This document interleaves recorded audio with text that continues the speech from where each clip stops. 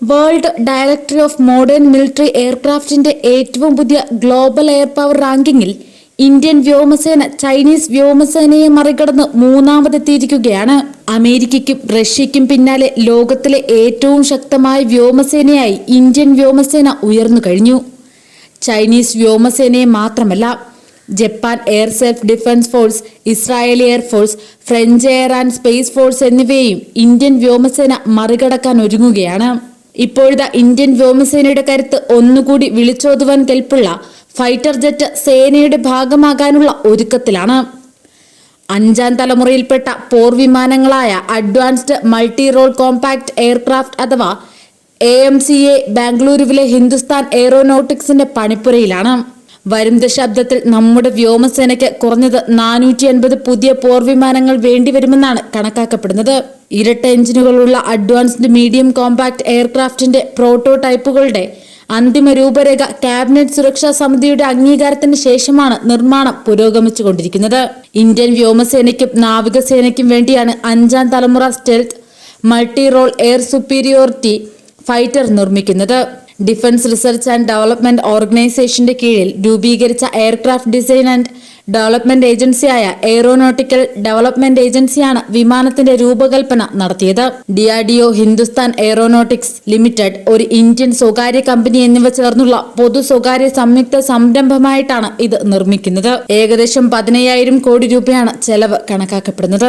AMCA പോർവിമാനങ്ങൾ 2030 ആകുമ്പോഴേക്കും പറന്നുയരുമെന്നാണ് വ്യോമസേനയുടെ പ്രതീക്ഷ. സ്വകാര്യ മേഖലയെ കൂടി ഉൾപ്പെടുത്തിയാണ് ഇന്ത്യൻ വ്യോമസേന 5ാം തലമുറയിൽപ്പെട്ട ഈ പോർവിമാനങ്ങളെ നിർമ്മിക്കുക. ഇതിൽ ആദ്യത്തെ 2 സ്ക്വാഡ്രണിൽപ്പെട്ട പോർവിമാനങ്ങളിൽ ഇറക്കുമതി ചെയ്ത എഞ്ചിനായിരിക്കും ഉപയോഗിക്കുക. അതേസമയം ബാക്കി 5 സ്ക്വാഡ്രണിൽപ്പെട്ട പോർവിമാനങ്ങൾക്ക് വേണ്ട എഞ്ചിനുകൾ തദ്ദേശീയമായാണ് നിർമ്മിക്കുന്നത്. 5ാം തലമുറയിൽപ്പെട്ട AMCA പോർവിമാനങ്ങളിൽ 6ാം തലമുറയിൽപ്പെട്ട സാങ്കേതിക വിദ്യയും ഉൾപ്പെടുത്തും. Hindustan aeronautics limited, aeronautical development agency എന്നിവരാണ് തദ്ദേശീയമായി AMCA പോർവിമാനങ്ങൾ നിർമ്മിക്കുന്നതിൽ വ്യോമസേനയുടെ കരുത്ത്. നേരത്തെ ഇന്ത്യൻ വ്യോമസേനയ്ക്കായി 6 സ്ക്വാഡ്രൺ AMCA പോർവിമാനങ്ങൾ ഒരുങ്ങുന്നുവെന്നായിരുന്നു റിപ്പോർട്ടുകൾ. ആദ്യ പ്രോട്ടോടൈപ്പ് 2024-25 പൂർത്തിയാക്കുമെന്നും 2030 ഈ പോർവിമാനങ്ങളുടെ നിർമ്മാണം പൂർണ്ണമാകുമെന്നുമായിരുന്നു അറിയിച്ചിരുന്നത്. എന്നാൽ കോവിഡ് മഹാമാരി വന്നതോടെ എല്ലാം പ്രതിസന്ധിയിലാക്കിയതാണ് പദ്ധതി നീണ്ടുപോകാൻ കാരണം. ഇരട്ട എഞ്ചിനുള്ള ഒറ്റ സീറ്റ് പോർവിമാനങ്ങളാണ് AMCA. തദ്ദേശീയമായി നിർമ്മിച്ച AESA റഡാറാണ് ഇതിൽ ഉപയോഗിക്കുക. AMCA പോർവിമാനത്തിന്റെ പ്രോട്ടോടൈപ്പ് മാതൃക തയ്യാറാക്കുന്നതിന് 2018 ഏതാണ്ട് $60 ദശലക്ഷം വകയിരുത്തിയിരുന്നു. സൂപ്പർ ക്രൂസ് വേഗത്തിൽ പറക്കുന്ന 25 ടൺ ഭാരമുള്ള പോർവിമാനങ്ങളാണ് AMCAയിൽ ഉപയോഗിക്കുന്നത്. ഇതോടെ ഇന്ത്യൻ വ്യോമസേനയുടെ കരുത്തും റാങ്കിങ്ങും ഒന്നുകൂടി ഉയരുമെന്നത് ഉറപ്പാണ്. കാരണം നിലവിൽ WDMA 98 രാജ്യങ്ങളിലെ സൈന്യത്തെയാണ് റാങ്കിംഗ് ലിസ്റ്റിൽ ട്രാക്ക് ചെയ്യുന്നത്. ഡേറ്റ ശേഖരിക്കുന്നതിൽ 124 സൈനിക വിമാന സർവീസുകളും ഉൾപ്പെടും. മൊത്തം 47,840 സൈനിക എയർക്രാഫ്റ്റുകളാണ് ട്രാക്ക് ചെയ്യുന്നത്.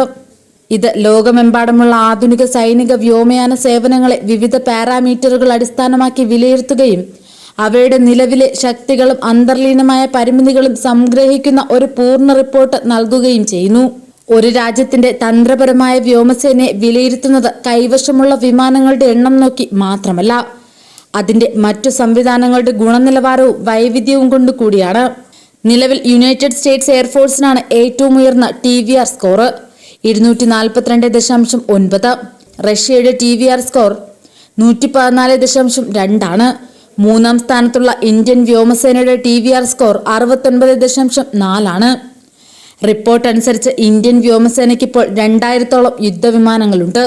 ഏറ്റവും മാരകമായ 4ാം തലമുറ വിമാനങ്ങളിലൊന്നായ റഫാലും സുഖോയ് 30 MKI LCA തേജസിന്റെ നവീകരിച്ച പതിപ്പും ഇന്ത്യൻ വ്യോമസേനയുടെ ശക്തിയാണ്. 5ാം തലമുറ മീഡിയം മൾട്ടി റോൾ കോമ്പാക്ട് യുദ്ധവിമാനം വികസിപ്പിക്കാനുള്ള ഇന്ത്യയുടെ നീക്കവും റിപ്പോർട്ടിൽ പറയുന്നുണ്ട്.